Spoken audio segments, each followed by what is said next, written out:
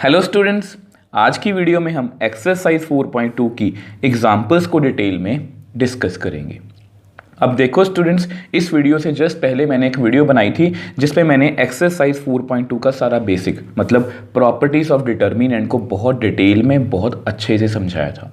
मैंने आपको एक एक प्रॉपर्टी को with the help of example अच्छे से क्लियर किया था और ये भी बताया था कि उनको हम क्वेश्चंस में कैसे यूज़ करेंगे। और उस वीडियो में मैंने आपको एक मैपिंग भी दी थी। वो मैपिंग कुछ इस तरह की थी कि इस मैपिंग की हेल्प से आप डिटर्मिनेंट की इस एक्सरसाइज की सभी एग्जाम्पल्स और सभी क्वेश्चंस को बहुत ईजिली कर पाओगे, क्योंकि ये जो एक्सरसाइज है ये बहुत सारे बच्चों को मतलब मुश्किल लगती है, बट इस मैपिंग की हेल्प से आप इस एक्सरसाइज को बड़ी ही ईजिली सॉल्व कर पाओगे। तो अगर आप वो वीडियो देख के आए हो बहुत अच्छी बात है, बट अगर आप डायरेक्टली ये वीडियो देख रहे हो तो मेरी आपसे रिक्वेस्ट है कि पहले वो वीडियो आप अच्छे से देख के आओ।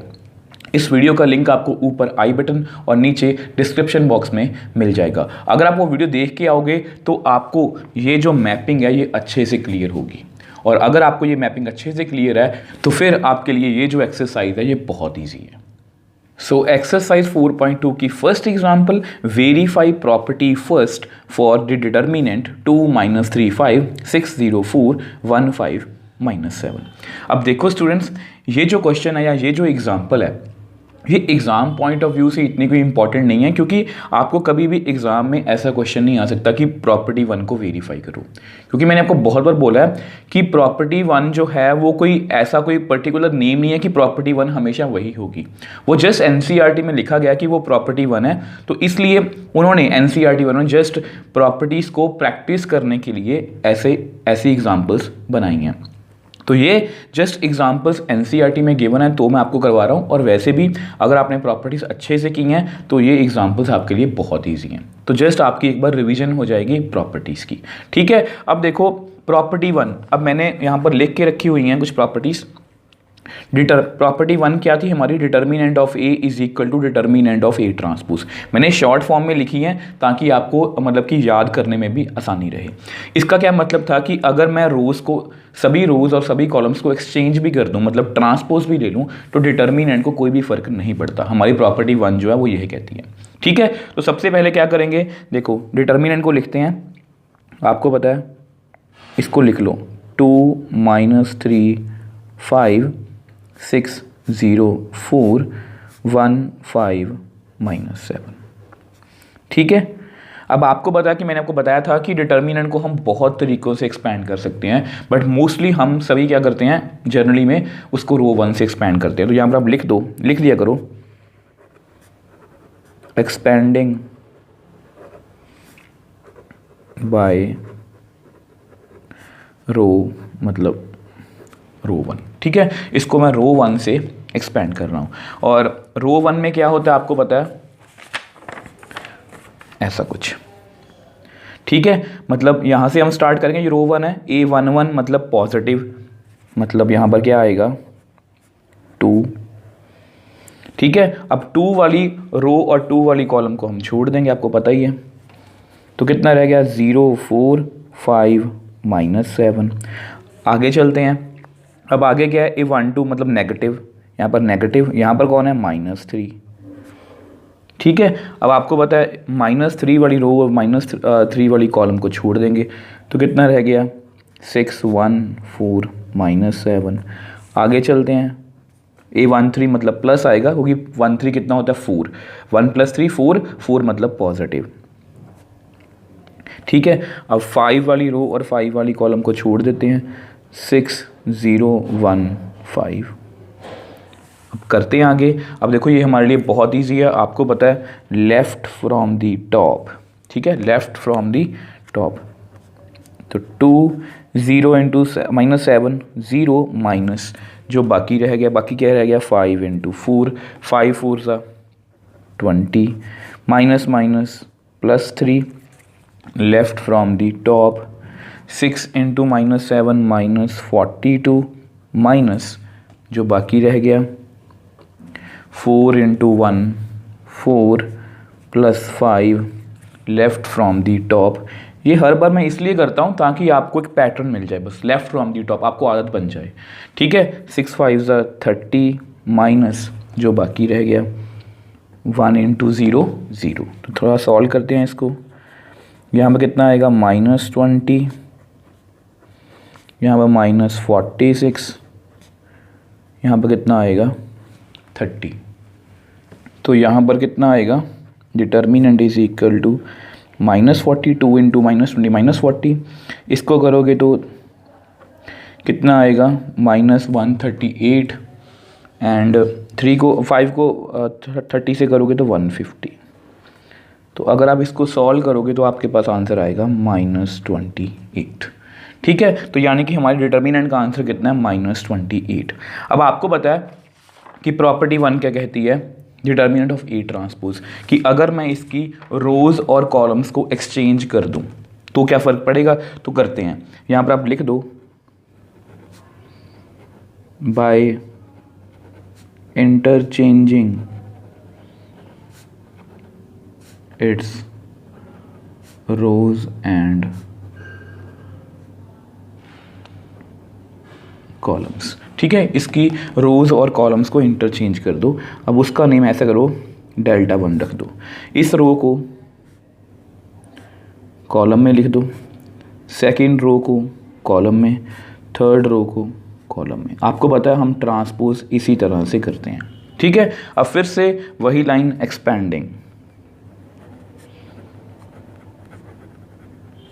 एक्सपैंडिंग बाय रो 1। हम रो 1 से इसको एक्सपैंड कर देते हैं, तो डेल्टा 1 इसकी बार 2 यहीं से स्टार्ट करेंगे। आपको पता है, फिर से यहाँ पर लिख देता हूँ, ये पॉजिटिव नेगेटिव पॉजिटिव, पॉजिटिव आएगा ना तो 2 वाली रो और 2 वाली कॉलम को आप छोड़ दो। तो देखो आपके पास कितना रह गया 0 5 4 -7। ठीक है, अब आगे आपको पता है कितना आएगा नेगेटिव -6। ठीक है, अब -6 वाली रो और 6 वाली कॉलम को छोड़ दो, कितना आ गया -3 5 5 -7 प्लस यहाँ पर क्या है +1। अब 1 वाली रो और 1 वाली कॉलम को छोड़ दो, कितना रह गया आपके पास -3 0 5 4। ठीक है, तो देख लो डिटर्मिनेंट को हमने ब्रेक कर लिया। अब जैसे ही ब्रेक कर लिया तो इसको एक्सपैंड भी कर देते हैं, लेफ्ट फ्रॉम दी टॉप। ठीक है, तो करते हैं, 0 को -7 से किया 0 माइनस जो बाकी रह गया, 5 को 4 से कर दो तो कितना आएगा 20 -6। देखो लेफ्ट फ्रॉम दी टॉप, -3 को -7 से किया तो 21 माइनस 5 जो बाकी रह गया, 5 को 5 से किया 25 +1। अब लेफ्ट फ्रॉम दी टॉप, -3 को 4 से किया -12 जो बाकी रह गया, बाकी कितना रह गया 5 इंटू 0, वो कितना होगा 0। तो इसको सॉल्व करते हैं, यहाँ -20 है, यहाँ पर कितना आएगा -4, यहाँ पर कितना आएगा -12। तो -40 + 24 -12।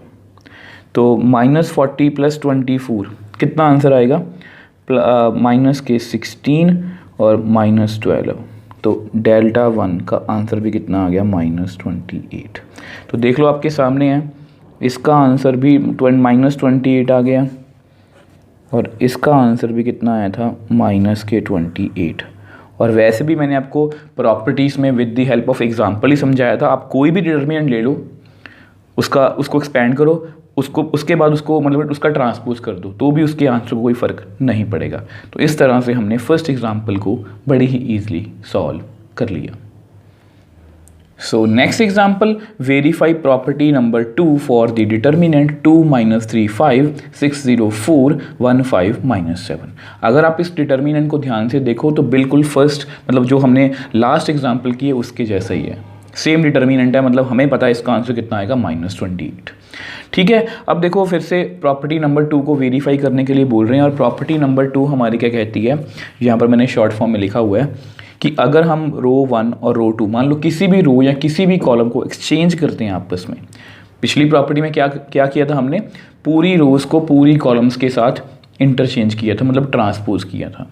अब जस्ट हम दो रोज़ को आपस में एक्सचेंज कर रहे हैं, जैसे इस रो को यहाँ पर लिखना है, इसको ऊपर लिखना है, ये देखो। तो उससे क्या होता है, माइनस का फ़र्क पड़ जाता है डिटर्मिनेंट के आंसर में। ठीक है, वैसे तो मैंने इसी प्रॉपर्टी को आपको एग्जांपल से समझाया था, अब दोबारा से कर लेते हैं एक बार। तो इस डिटर्मिनेंट को दोबारा से सॉल्व कर लो। तो 2 - 3 5 6 0 4 1 5 -7। ठीक है, तो इसको सॉल्व करते हैं। अब देखो फिर से हमें वो सारा मतलब कि प्रोसीजर रिपीट ही करना है। यहाँ पर आप लिख दो बाय एक्सपेंडिंग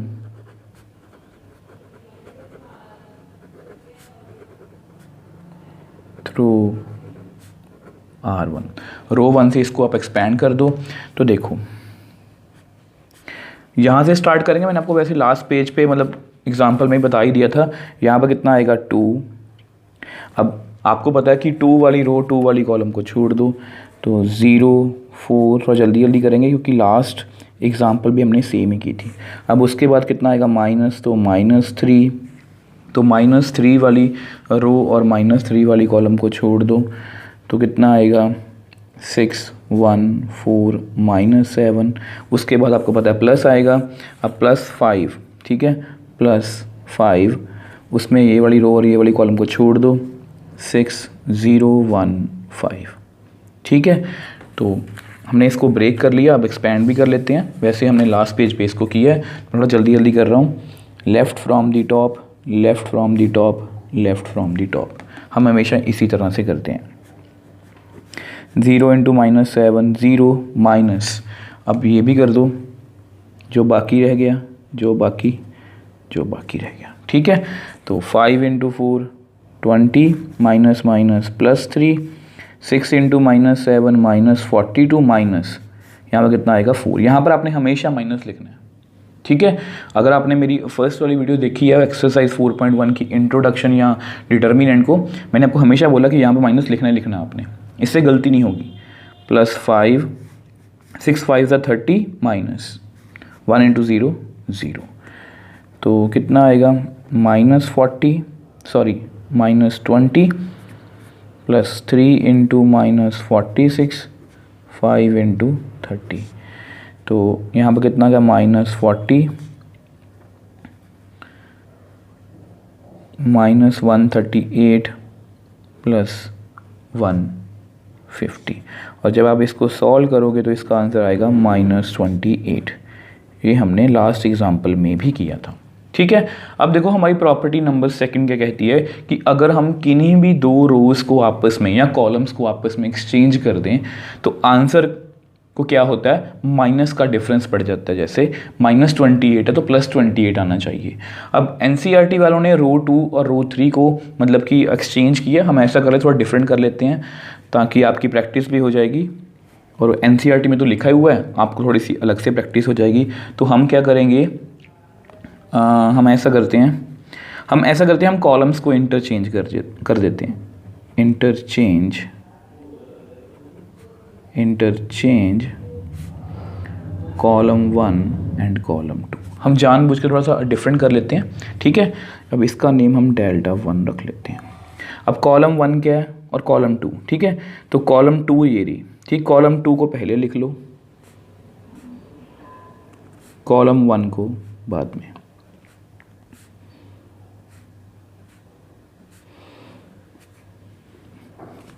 अब इसका डिटर्मिनेंट फाइंड कर लेते हैं। यहाँ पर आप लिख दो बाय एक्सपैंडिंग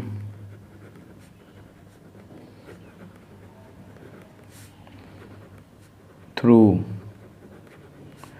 R1। अब इसको भी हमें रो 1 से ही मतलब कि रो 1 से एक्सपैंड करना है, तो Δ1। ठीक है, तो सबसे पहले -3 से स्टार्ट होंगे।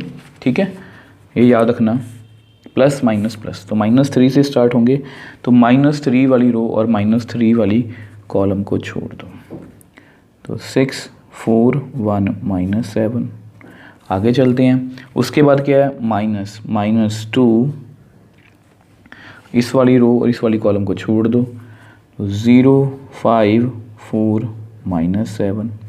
ठीक है, अब आगे चलते हैं। आगे क्या प्लस, फिर से प्लस है तो +5, तो 5 वाली रो और 5 वाली कॉलम को छोड़ दो तो कितना आएगा 0, 6, 5 और 1। ठीक है, तो देख लो हमने ब्रेक कर लिया। अब इसको एक्सपेंड भी कर लेते हैं। अब प्रॉपर्टी के अकॉर्डिंग इसका आंसर 28 आना चाहिए। ठीक है, -3 left from the top, 6 - 7 -42 minus जो बाकी रह गया 1 × 4 कितना आएगा 4, -2 लेफ्ट फ्रॉम दी टॉप, 0 को -7 से करेंगे तो 0, -5 को 4 से करोगे तो 20 +5 लेफ्ट फ्रॉम दी टॉप, 0 को 1 से करेंगे तो 0, -5 को 6 से करेंगे तो 30। ठीक है, तो आगे चलते हैं। यहाँ पर -46, यहाँ -20, यहाँ -30 कितना आएगा 138 प्लस के +40 -150 तो कितना आ गया 8, 7, इनको ऐड कर लिया 178 -150 तो ध्यान से देखो कितना आंसर आ गया +28। अब यहाँ पर जो आंसर -28 था यहाँ पर 28 हो गया क्योंकि मैंने कॉलम्स को एक्सचेंज किया था। तो इस तरह से हमने सेकंड प्रॉपर्टी को भी वेरीफाई कर लिया। So next example, evaluate the determinant 3, 2, 3, 2, 2, 3, 3, 2, 3। अब देखो स्टूडेंट्स, अगर आप इस डिटर्मिनेंट को ध्यान से देखो तो बेसिकली ये थर्ड प्रॉपर्टी के लिए है स्पेशल। क्यों? क्योंकि थर्ड प्रॉपर्टी हमारी क्या कहती है कि अगर कोई भी दो रो या दो कॉलम अगर वो सेम होंगी, आइडेंटिकल कॉरस्पॉन्डिंग एलिमेंट सेम होंगे तो उसका आंसर डायरेक्टली कितना आएगा 0। तो मैं यहाँ पर सीधा डायरेक्टली 0 भी लिख सकता हूँ, बट क्योंकि हमें एवेल्युएट करने को बोला गया और वैसे भी हम अभी अभी प्रॉपर्टी सीख के आए हैं तो इसको हम सॉल्व करेंगे। ठीक है, तो डिटर्मिनेंट को दोबारा से लिख लो 3, 2, 3, 2, 2, 3, 3, 2, 3, बट हमें इसका आंसर पता है, इसका आंसर कितना आएगा 0। ठीक है, तो इसको लिख दो by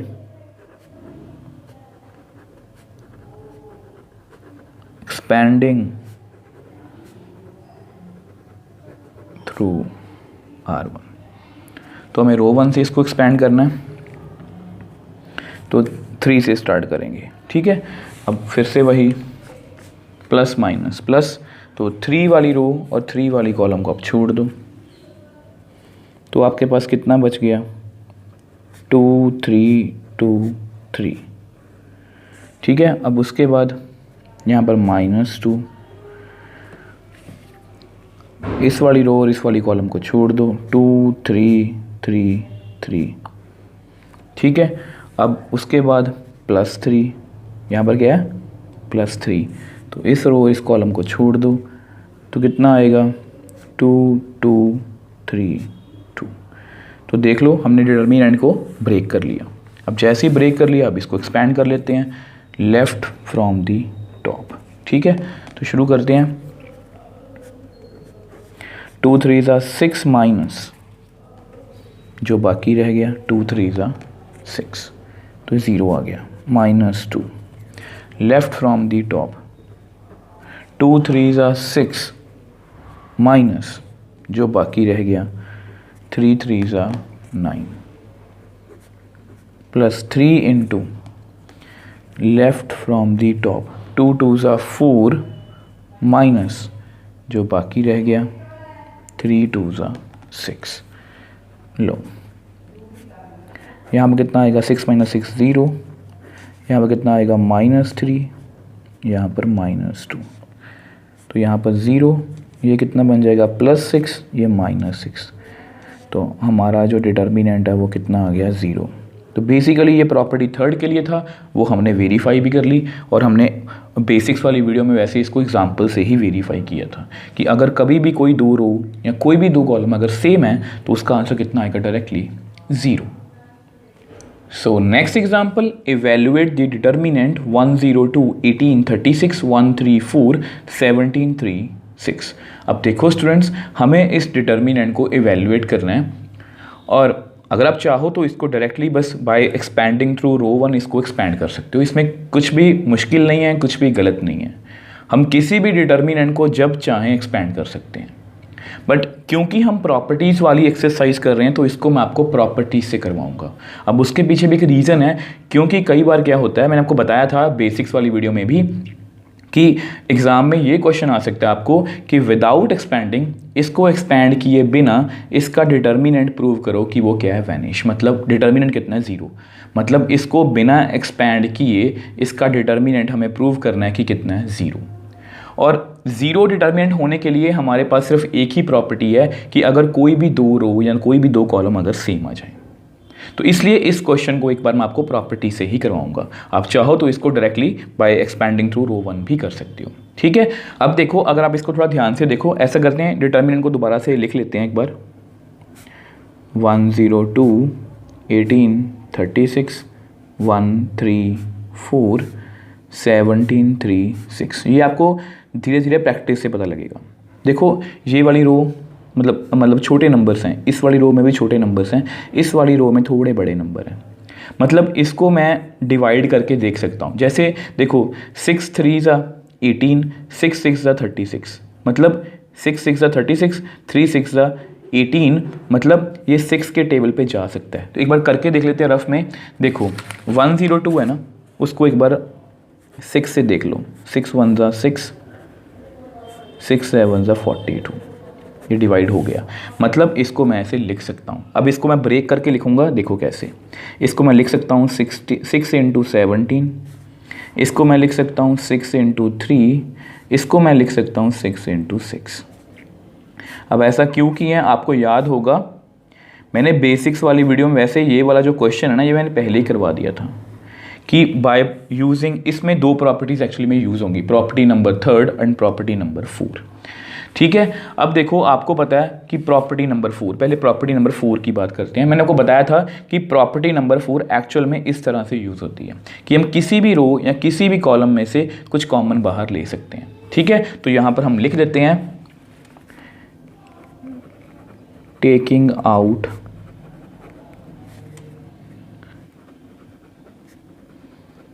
common factor 6 from row 1। Row 1 से आप मतलब कि जो 6 है वो कॉमन फैक्टर वो बाहर निकाल लो। जस्ट आपकी रेफरेंस के लिए लिख देता हूँ प्रॉपर्टी 4। ये प्रॉपर्टी हमारी 4 है। तो इससे अगर हम कॉमन लेंगे तो हमारे पास कितना आंसर आएगा, 6। अंदर कितना रह जाएगा, 17 3 6 1 3 4 17 3 6। अब आपको वैसे आंसर तो दिखने लग गया होगा। देखो, ये रो और ये वाली रो सेम है, तो इसका आंसर डायरेक्टली कितना आएगा, 0 बाय यूजिंग प्रॉपर्टी नंबर 3। अब ऐसा करते हैं, इसको नेक्स्ट पेज पे सॉल्व कर लेते हैं। अब देखो, जैसा कि मैंने आपको बोला कि इसका आंसर हमारा आ चुका है। यहाँ पर आप मेंशन कर लो कि since row 1 is equal to row 3। यहाँ पर मैं मेंशन कर देता हूँ कि कौन सी प्रॉपर्टी है आपकी रेफरेंस के लिए, प्रॉपर्टी नंबर 3। वो प्रॉपर्टी हमारी क्या कहती है कि अगर कोई भी 2 रो या 2 कॉलम सेम हो तो डिटर्मिनेंट का आंसर कितना आएगा, 0। तो डिटर्मिनेंट इज इक्वल टू 6 × 0 मतलब 0। तो ये हमारा क्या है, आंसर देख लो। हमने इसको बिना एक्सपैंड किए इसका आंसर निकाल दिया, वो कितना आया, 0। अगर आप इसको एक्सपैंड करने भी बैठोगे तो उसका आंसर भी कितना आएगा, 0। बट हमने बिना एक्सपैंड किए किया है ताकि आपको प्रॉपर्टीज़ का यूज़ पता लगे कि प्रॉपर्टीज़ को हमें यूज़ कैसे करना है क्वेश्चंस में। So next example show that, अब यहाँ पर हमें कोई डिटर्मिनेंट गिवन है ABC, a + 2x b + 2y c + 2z x y z is equal to 0। अब देखो, ये क्वेश्चन हमारे लिए बहुत इजी है। अब इसमें भी हम इसको प्रॉपर्टीज़ से करेंगे और बहुत इजी क्वेश्चन है हमारे लिए। इसमें 3 प्रॉपर्टीज़ यूज़ होंगी। तो सबसे पहले देखो, लेफ़्ट हैंड साइड को लिखते हैं। तो लेफ़्ट हैंड साइड हमारी क्या है, क्योंकि हमें प्रूव करना है इसको, ठीक है, लेफ़्ट हैंड साइड। तो इसको लिख लो ABC, a + 2x b + 2y c + 2z x y z. अब ये जो क्वेश्चन है ये भी आपको एग्जाम में डायरेक्टली आ सकता है, मतलब इसको एक्सपैंड किए बिना इसका प्रूव करो आंसर कितना आ रहा है, 0। तो बहुत इजी है। तो देखो आपको याद होगा प्रॉपर्टी नंबर 5। प्रॉपर्टी नंबर 5 हमारी क्या कहती है कि अगर हम किसी रो के एलिमेंट्स को ऐसे लिखा हो प्लस या माइनस में, a plus b c plus d, तो उसको हम उतने ही डिटर्मिनेंट्स में ब्रेक कर सकते हैं। जैसे यहाँ पर सम ऑफ 2 टर्म्स लिखा गया है तो मैं इसको 2 डिटर्मिनेंट्स में ब्रेक कर सकता हूँ। ये प्रॉपर्टी मैंने बहुत अच्छे से समझाई थी और आपको ये भी बताया था कि मैट्रिसेस और डिटर्मिनेंट के प्लस में फ़र्क होता है। ये 2 डिटर्मिनेंट प्लस में अगर इसको उल्टा पढ़ें तो इसको हम प्लस कैसे करते हैं, सेम रो को वैसे ही, सेम रो को वैसे ही, a plus b c plus d e plus F.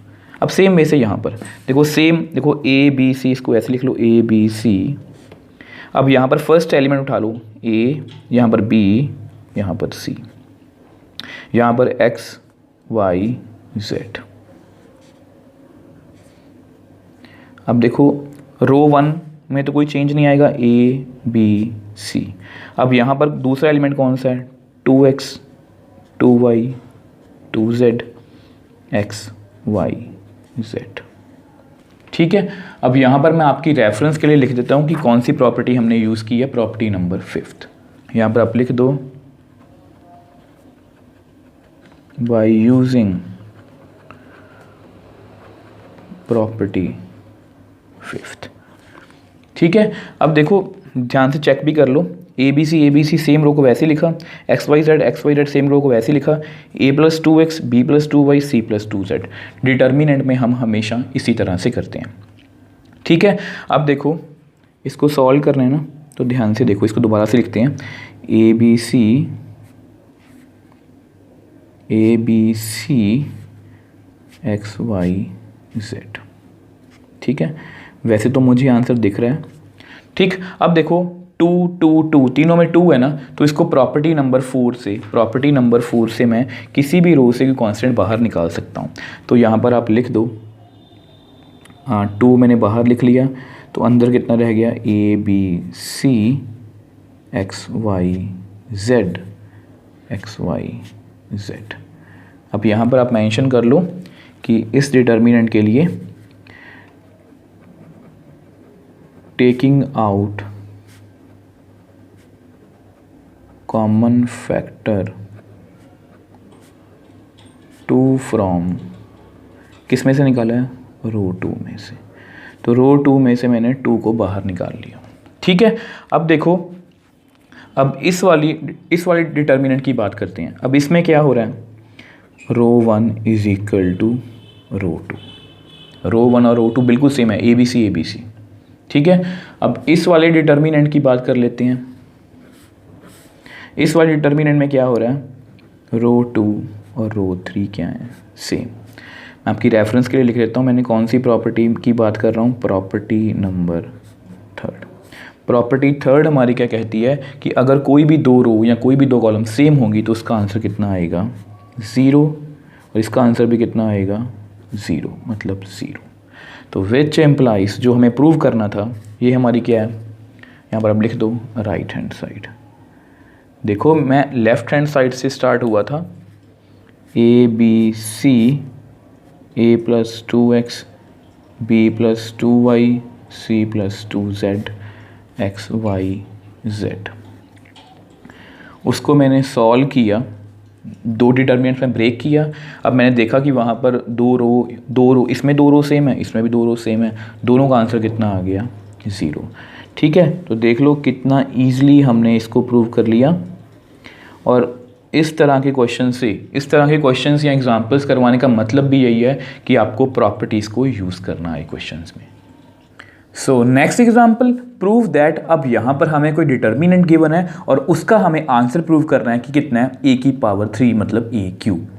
तो अगर आप अपने डिटर्मिनेंट को ध्यान से देखो तो काफ़ी बड़ा डिटर्मिनेंट है, इसमें काफ़ी नंबर ऑफ टर्म्स हैं। देखो a plus b plus c, 2a 3a plus 2b 4a plus 3b plus 2c, 3a 6a plus 3b 10a plus 6b plus 3c।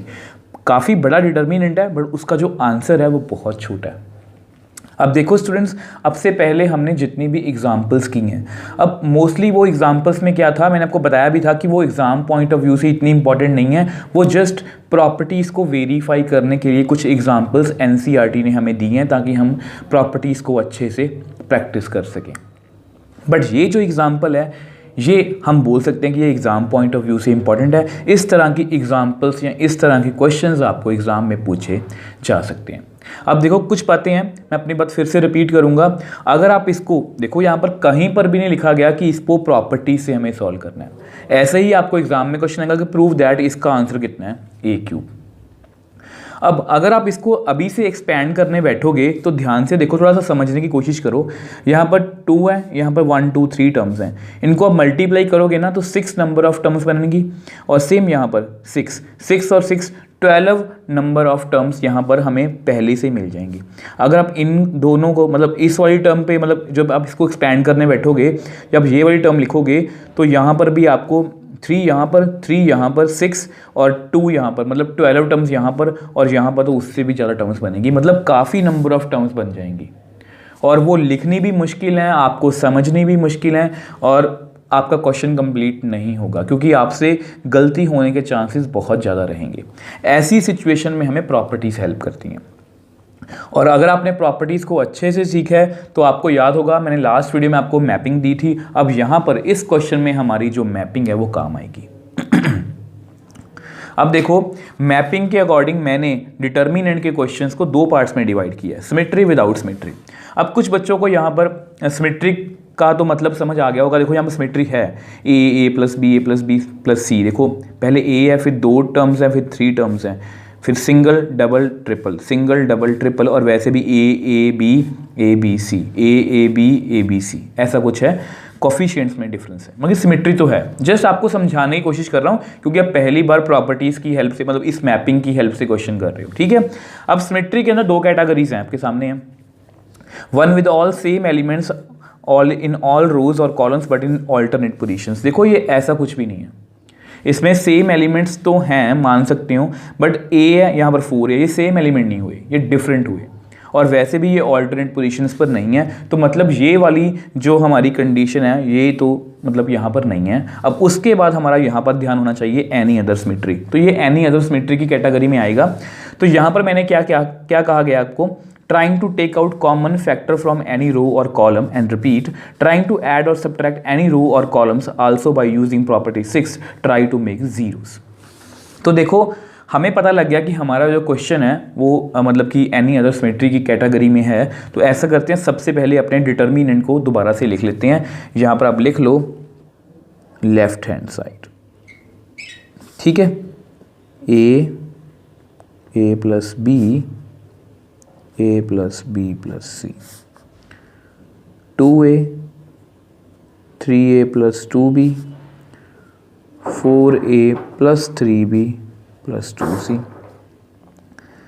3a 6a plus 3b, यहाँ पर 2b है sorry, 10a plus 6b plus 3c। तो ये है आपकी left hand side. अब देखो इसको हमें प्रूव करवाना है, इसको हमें प्रूव करवाना है कि इसका आंसर कितना है, a³। अब देखो अगर आप अपने क्वेश्चन को ध्यान से देखो, अपने डिटर्मिनेंट को ध्यान से देखो, तो आपको पता है कि यहाँ पर 2 हम स्टेप्स लगा सकते हैं। देखो ऐसे क्वेश्चंस में दिक्कत क्या है, ये मैंने आपको ऐसा कुछ नहीं बता दिया। देखो मैं आपको हमेशा बोलता हूँ, मैं ये नहीं बोल रहा कि ये मैंने आपको जादू की छड़ी दे दी कि आप बस इसको याद कर लो आपके क्वेश्चन हो गए, ऐसा कुछ भी नहीं है। ये जस्ट एक मैपिंग है। देखो ऐसे क्वेश्चंस में दिक्कत क्या है, जब आप एग्जाम में मान लो ये क्वेश्चन है, बहुत से बच्चों को यही नहीं पता लगता कि क्वेश्चन को हमें स्टार्ट कैसे करना है, और ये आपको कॉन्फिडेंस देगा कि यस हम इस क्वेश्चन को इस तरह से स्टार्ट कर सकते हैं। अब देखो मैंने आपको बताया था कि हमारा जो क्वेश्चन है वो एनी अदर सिमेट्री की कैटेगरी में है, तो मतलब हम यहाँ पर 2 स्टेप्स लगा सकते हैं। या तो हम कुछ कॉमन निकाल सकते हैं जिससे वो ईजी बने, या कुछ हम ऐड और सबट्रैक्ट करके 0 बना सकते हैं। देखो जो भी स्टेप्स हमें करने हैं, बेसिकली आपने इस बात का ध्यान रखना है कि हमें डिटर्मिनेंट में से नंबर ऑफ टर्म्स को कम करना है, ताकि हम जब इसको एक्सपैंड करेंगे, क्योंकि अल्टीमेटली इसको हमें एक्सपैंड ही करना है, ताकि जब हम इसको एक्सपैंड करें तो नंबर ऑफ टर्म्स हमारे पास कम बचे, ठीक है। अब अगर आपको लगता है कुछ कॉमन आ रहा है बाहर तो कॉमन निकाल दो। अगर आपको लगता है कि कुछ ज़ीरो बना सकते हो तो अब ज़ीरो बना दो। जैसे मुझे लगता है कि यहाँ पर ज़ीरो बनाया जा सकता है, जैसे देखो ये 2a है, ये a है। अब इसमें से मैं इसका 2 टाइम्स सब्ट्रैक्ट कर सकता हूँ, आपके सामने ही है तो करते हैं। देखो सबसे पहले वही स्टेप करने लगा हूँ मैं क्या करने लगा हूँ, मैं रो 2 पे ऑपरेट करने वाला हूँ। आपको पता है ना, हमने मैट्रिसेस में भी ऐसा ही किया था, रो 2 को ऑपरेट करना है ना, तो रो 2 माइनस 2 टाइम्स r1। ठीक है, अब आपकी सहूलियत के लिए मैं इसको आपको रफ में भी एक्सप्लेन कर देता हूँ। देखो रो 1 को वैसे ही लिख दो एक बार, अब रो 2 की बारी है। देखो हमारा स्टेप क्या है, रो 2 माइनस 2r1। रो 2 में कौन है 2a, यहाँ पर 2, रो 1 में कौन है a। देखो 2a माइनस 2a 0, यहाँ पर कितना आएगा 0। अब आगे चलते हैं, रो 2 में यहाँ पर कौन है 3a plus 2b minus 2 times यहाँ पर कौन है a प्लस b, तो कितना आएगा 3a plus 2b minus 2a minus 2b, तो ये भी कैंसिल आउट हो गया, 3a माइनस 2a a, यहाँ पर कितना रह गया a। सेम वे से रो 2 में कौन है आगे 4a plus 3b plus 2c minus 2 times row 1 में कौन है a plus b plus c, तो इसको भी सॉल्व करते हैं, minus 2a minus 2b minus 2c, ये कैंसिल आउट हो गया, 4a minus 2a 2a, 3b minus 2b b, तो 2a प्लस b। ठीक है, रो 3 को वैसे लिख दो। देखो एनसीईआरटी में उन्होंने दोनों स्टेप्स को इकट्ठा किया है, आप इकट्ठा भी कर सकते हो, बट मैंने इसलिए नहीं किया ताकि आपको कंफ्यूजन ना लगे किसी भी जगह पर। आप इकट्ठा स्टेप भी कर सकते हो, बट इस इकट्ठे स्टेप में आप ये बात का ध्यान रखोगे कि आप रो 2 में से भी रो 1 को सब्ट्रैक्ट करोगे, रो 3 में से भी आप रो 1 को ही सब्ट्रैक्ट करोगे। आपको याद होगा बेसिक्स वाली वीडियो मैंने आपको बताया था कि बहुत सारी बातें ऐसी हैं जो मैं आपको क्वेश्चंस में एक्सप्लेन करूंगा, अब ये उन्हीं में से एक बात है। अब कुछ बच्चे जब डिटर्मिनेंट को अच्छे से सीख लेते हैं, वो 2 स्टेप्स इकट्ठे करते हैं। अब वो यहाँ पर गलती क्या करते हैं, वो क्या करते हैं रो 2 माइनस 2r1 रो 3 माइनस 2r2। अब आपके सामने ये गलत स्टेप है, अब मैं आपको समझा सकता हूँ क्योंकि आपके सामने क्वेश्चन है। रो 2 में से मैंने 2 टाइम्स रो 1 को सब्ट्रैक्ट किया, आपके सामने ये रो 2 बन गई आपके सामने। अब अगर आप रो 3 में से 2 टाइम्स r2 सब्ट्रैक्ट करोगे तो कुछ बच्चे इस रो 2 को सब्ट्रैक्ट करते हैं, जबकि करना हमें ये वाला सब्ट्रैक्ट है। तो इस तरह की गलती ना हो आपसे, तो इसलिए आपने हमेशा ध्यान रखना है कि आपने जो भी एक रो पकड़ ली, मान लो इकट्ठा स्टेप करना है, रो 2 में से भी 2r1, रो 3 में से भी आप रो 1 को ही सब्ट्रैक्ट करोगे, चाहे यहाँ पर 3 हो चाहे यहाँ पर 2 हो। देखो मैं क्या कहना चाह रहा हूँ, अब देखो रो 2 को हमने 0 कर लिया ना, इसको अब छोड़ दो। अब नेक्स्ट स्टेप हमारा क्या होगा, नेक्स्ट स्टेप हमारा होगा कि रो 3, अब रो 3 भी 0 बन रही है। देखो 0 बनाने का क्या फ़ायदा है, इससे नंबर ऑफ टर्म्स आपकी कम होंगी। रो 3 में से भी आप 3 टाइम्स r1 सब्ट्रैक्ट कर दो, उससे क्या होगा यहाँ पर 0 बन जाएगा। अगर ये पूरी कॉलम में से 2 0 बन गए ना, तो समझ लो आपके जो क्वेश्चन की कैलकुलेशन है ना, वो सिर्फ 1/3 ही रह गई। मैं आपको आगे जाके बताऊंगा। अब देखो इसको भी मैं आपको एक्सप्लेन कर देता हूँ, रो 3 माइनस 3r1। ठीक है, ऐसा करो, रो 1 को तो आप ऐसे ही लिख लो, देखो a plus b a plus b plus c, row 2 0a 2a plus b। अब देखो यहाँ पर चेंज करना है ना मुझे, देखो यहाँ पर 3a यहाँ पर a, कॉरस्पॉन्डिंग एलिमेंट्स, तो कितना आएगा 0। तो ये बहुत बड़ा फ़ायदा हो गया हमें इस क्वेश्चन में कि अगर इस कॉलम में 2 0 बन गई, मतलब हमारा क्वेश्चन ऑलमोस्ट सॉल्व है। अगर आप एग्ज़ाम में कहीं पर भी ऐसी सिचुएशन में पहुँच जाओ, मतलब आपने अपना पूरा क्वेश्चन कंप्लीट कर लिया, अब जस्ट हमें एक्सपैंड ही करना है। ठीक है, बाकी भी कर लेते हैं। यहाँ पर कौन है 6a plus 3b minus 3 times r1, तो कितना आएगा 6a plus 3b minus 3a minus 3b, ये भी cancel out, 6a minus 3a 3a। ठीक, अब last 10a plus 6b plus 3c minus 3 times, यहाँ पर कौन है a plus b plus c, 10a plus 6b plus 3c minus 3a minus 3b minus 3c, ये भी cancel out, 10a minus 3a 7a 6b minus 3b plus 3b। तो ये आपका अब इतना आंसर आ गया।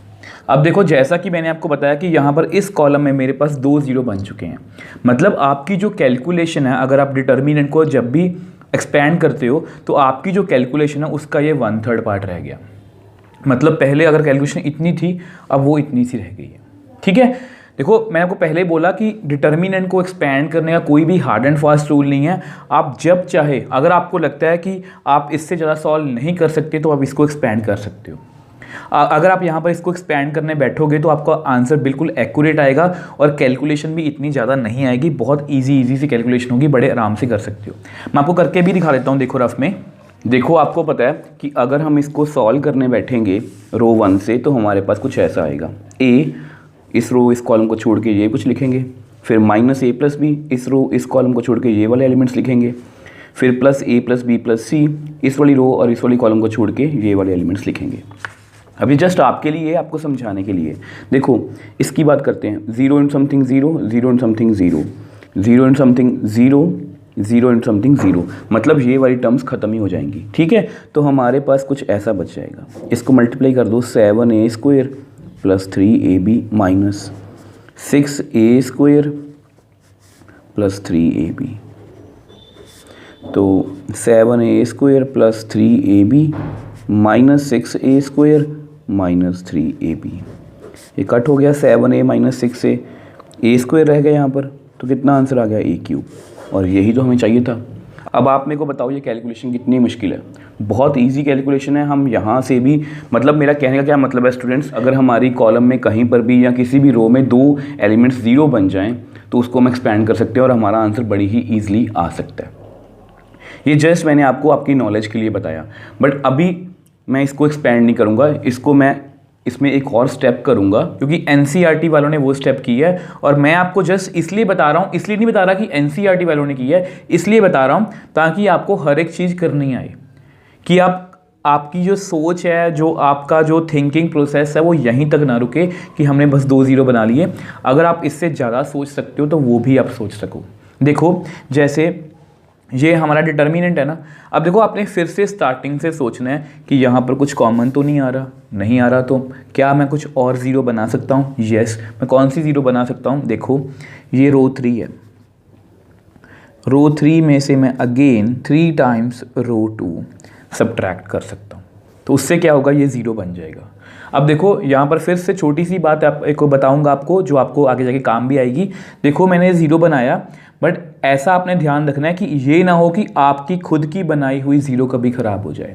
अगर आप ऐसा स्टेप करोगे तो उससे आपको कोई ज़्यादा फ़ायदा नहीं होने वाला। मेरा कहने का क्या मतलब है स्टूडेंट्स, कि जैसे देखो ये 0 मैंने खुद बनाई है, ये भी 0 मैंने खुद बनाई है, और अगर आपने ये 0 खुद बनाई है और अगर आप कोई ऐसा स्टेप कर रहे हो, मान लो सपोज़ कुछ यहाँ पर अगर a होता या 3a होता, मान लो यहाँ पर अगर 3a होता, वो समझाने की कोशिश करता हूँ। मान लो कुछ ऐसी सिचुएशन होती, सपोज़, ठीक है, जस्ट सपोज़ करने के लिए बोल रहा हूँ आपको,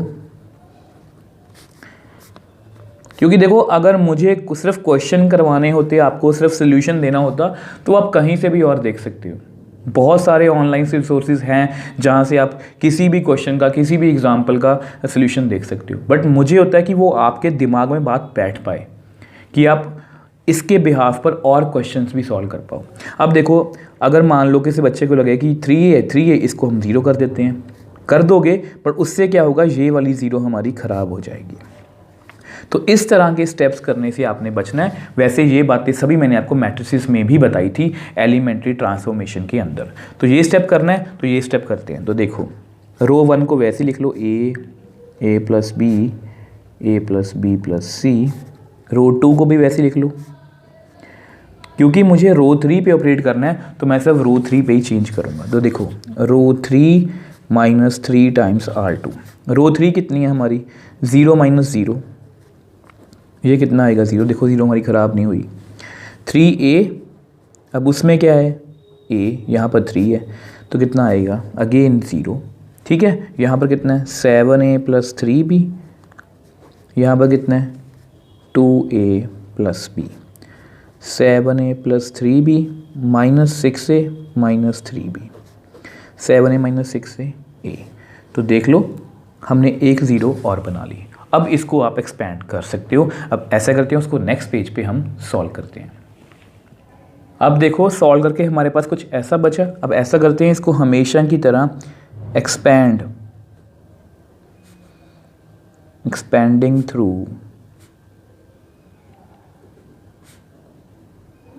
रो 1, इसको हम रो 1 से एक्सपेंड कर देते हैं। ठीक है, अब देखो फिर से अपनी बातें रिपीट करूंगा। मैं यहाँ पर आपको अच्छे से एक्सप्लेन करने के लिए सब कुछ लिख के दूंगा। पेपर में आप, एग्जाम में आप शॉर्टकट भी ले सकते हो। मैं आपको अभी समझाता हूँ मैं क्या कह रहा हूँ। देखो आपको पता है कि हम रो 1 से एक्सपेंड करने वाले हैं, तो सबसे पहले क्या होता है, प्लस मतलब ए। अब उसके बीच में क्या आएगा, इस ए वाली रो और ए वाली कॉलम को आप छोड़ दो, तो हमारे पास कितना बच गया, ए 0 2a + b a। ठीक है, अब आगे चलते हैं। आगे कितना है, नेगेटिव, यहाँ पर कितना है, a + b। अभी आपको देखने में लगेगा कि सर हमें बेनिफिट कहाँ पर हुआ। अभी आपको देखो, ये छोड़ देंगे हम, तो हमारे पास कितना बच गया, 0 0 2a + b a। अब उसके बाद प्लस, यहाँ पर कितना है, a + b + c। ठीक है, तो इस वाली रो और इस वाली कॉलम को छोड़ दो, तो हमारे पास कितना बच गया, 0 0 a 0। देखो मैं फिर से आपको अपनी बातें रिपीट कर रहा हूँ। मैंने हमेशा की तरह बेसिक की तरह इसको एक्सपेंड किया। मैं चाहता तो यहाँ पर 2 स्टेप्स छोड़ सकता था, मैं आपको अभी बता देता हूँ। देखो, left from the top, left from the top, left from the top, हमेशा इसी तरह से करते हैं। तो देखो a × a² जो बाकी रह गया, दिस एंड दिस। ठीक है, तो देखो 0 को इससे करोगे तो कितना आएगा, 0। अभी देखना, आपको अभी पता लगेगा मैं क्या कह रहा हूँ। ये स्टेप मैं छोड़ सकता था, ये भी मैं स्टेप छोड़ सकता था। क्यों, 0 × समथिंग 0। देखो left from the top, 0 × something 0, a + b + c। यहाँ पर भी सेम कहानी है, 0 × समथिंग 0, 0 × समथिंग 0। अब यहाँ पर a और a² रह गया, यहाँ पर 0, यहाँ पर भी 0, यहाँ पर a³ - 0 × समथिंग 0, 0 × समथिंग 0। तो ये स्टेप्स मुझे दोनों करने की ज़रूरत ही नहीं थी, मैं यहाँ पर शॉर्टकट ले सकता था। ठीक है, तो विच एम्प्लाइज, ये जो हमारा मतलब कि a³ आया, ये हमारी क्या है, राइट हैंड साइड। तो यही तो हमें प्रूव करना था। तो देखो हमने कितना इजीली प्रूव कर लिया। तो हम कहाँ से स्टार्ट हुए थे, a + b, a + b + c, 2a 3a + 2b, 4a + 3b + 2c, 3a 6a + 3b, 10a + 6b + 3c। देख लो हमने यहाँ से क्वेश्चन स्टार्ट किया था और उसका आंसर कितना आ गया, a³। देख लो बड़ी ही ईजिली हमने सॉल्व कर लिया, इसमें कुछ भी मुश्किल नहीं था। जस्ट हमें टाइम इसलिए लगा क्योंकि मैं आपको हर एक बात अच्छे से क्लियर करना चाहता हूँ, और जो क्वेश्चन में हमें छोटी छोटी बातें आगे जाके काम आएंगी वो भी मैं आपको साथ साथ एक्सप्लेन करता रहता हूँ, ताकि आपको आगे जाके दिक्कत ना आए। नहीं तो क्वेश्चन को अगर ख़त्म करना होता तो मैं इसको 5 मिनट या 2 मिनट या 3 मिनट में भी ख़त्म कर सकता हूँ। बट मुझे कभी भी ये नहीं लगता कि मुझे वीडियो शॉर्ट बनानी चाहिए, शॉर्ट बनाने के चक्कर में मैं जल्दी जल्दी एक्सप्लेन कर दूं, बच्चों को लगे कि एक ही वीडियो में 20-20 क्वेश्चन सॉल्व करवाए जा रहे हैं। ऐसा कुछ भी नहीं है। मैं आपको पहले ही बोला है कि मतलब कि जब आप कुछ सीखने लगते हो, अगर आप कुछ सीख रहे हो, मान लो मैथमेटिक्स में से आप मैथ्स पढ़ रहे हो, अगर आप मैथ्स पढ़ रहे हो तो कभी भी कुछ सीखने में शॉर्टकट नहीं हो सकता। हाँ, अगर आपने सीख लिया ये क्वेश्चन, अगर आपको ये क्वेश्चन आता है तो आप ये स्टेप शॉर्टकट कर सकते हो, ये बात की बात है जब आपने सीख लिया।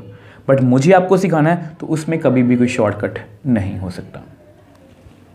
So next example, without expanding prove that, ये जो डिटर्मिनेंट है x + y, y + z, z + x, z x y 1 1 1 = 0।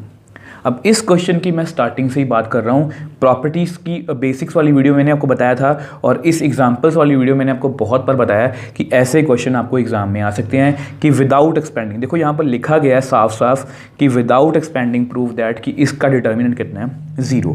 और आपको पता है ऐसी आपके पास सिर्फ एक ही प्रॉपर्टी है, ये वाली, कि अगर कोई भी 2 रो या 2 कॉलम अगर सेम हो जाएं तो उसका आंसर कितना आएगा, 0। तो हमारा टारगेट भी वही होना चाहिए। मतलब जब भी आपको ऐसा क्वेश्चन आए तो आप ये सोचना कि इनमें से कुछ ना कुछ रो या कोई कॉलम सेम होगी, जस्ट हमें अभी दिख नहीं रहा बट वो हम बना सकते हैं। देखो कैसे, सबसे पहले डिटर्मिनेंट को लिखते हैं अपने x plus y, y plus z, z plus x. But इस क्वेश्चन में हमें पहले से ही पता होता है कि हमें करना क्या है, कि हमें कोई भी 2 रो या 2 कॉलम को सेम बनाना है। ठीक है, अगर आप इसको ध्यान से देखो, x प्लस वाई यहाँ पर z है, y प्लस जेड यहाँ पर x है, z प्लस एक्स यहाँ पर y है। ठीक है, तो अगर आप इसको इसमें ऐड कर दो, ये क्या बन जाएगा, x plus y plus z, x plus y plus z, x plus y plus z, तो ये बन जाएगा। अब देखो हमें क्लियरली दिख रहा है कि अगर इसको मैं इसमें ऐड कर दूंगा तो ये सेम बनेगा, क्योंकि देखो इस क्वेश्चन में देखो आपको मैंने हमेशा क्या बताया कि हमें इन क्वेश्चंस में दिक्कत क्या है कि हमसे क्वेश्चन स्टार्ट नहीं होता, बट हमें बताया गया कि इसको विदाउट एक्सपेंडिंग करना है, मतलब इसका डिटर्मिनेंट 0 बनाना है। वो विदाउट एक्सपेंडिंग कैसे बनेगा कि अगर 2 रो या 2 कॉलम सेम होंगी। तो मुझे दिख रहा है कि ये सिमेट्री है इसमें, तो मैं क्या करने वाला हूँ, यहाँ पर मैं लिख देता हूँ रो 1 में मैं रो 1 पे ऑपरेट करने वाला हूँ, रो 1 में मैं रो 2 को ऐड कर देता हूँ। ये तो बहुत ईजी है।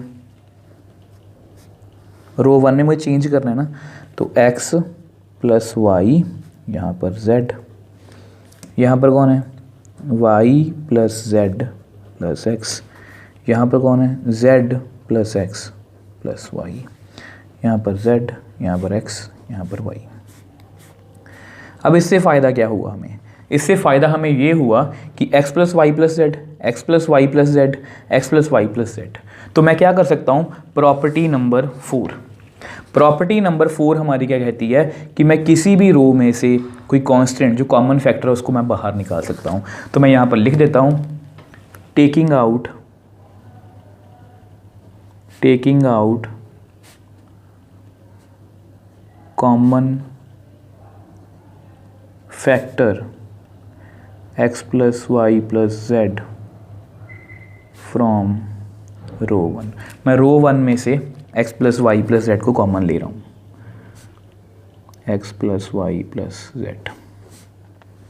तो अंदर कितना रह गया, 1 1 1, z x y 1 1 1, बस यही हमें करना था बस। अब आपके सामने आपको क्लियर दिख रहा होगा कि रो 1 और रो 3 क्या है, same, sense row 1 is equal to row 3। और अगर कोई भी 2 रो सेम हो जाएं तो उसका आंसर कितना आता है, 0, which implies x plus y plus z into 0। इसको विदाउट एक्सपेंड किए बिना हम बोल सकते हैं कि इसका आंसर कितना आएगा, 0। x plus y plus z into 0 कितना आएगा, 0। तो देख लो हमने इस डिटर्मिनेंट को एक्सपेंड किए बिना ही प्रूव कर दिया कि इसका आंसर कितना आएगा, 0। और ये क्वेश्चन हमारे लिए बहुत ईजी था। देखो सबसे पहले मैंने देखा कि विदाउट एक्सपेंडिंग वाला क्वेश्चन है, मतलब इसमें कोई भी 2 रो या 2 कॉलम सेम होने वाली हैं। तो मैंने देखा कि ये सिमेट्री है, इसको ऐड किया, इसको इसमें ऐड किया, इसमें ऐड किया तो सेम बन रहा है। वहाँ मैंने कॉमन लिया, यहाँ पर 1 1 1 आ गया, दोनों रोज क्या होगी, सेम। तो इसका आंसर कितना आ गया, 0।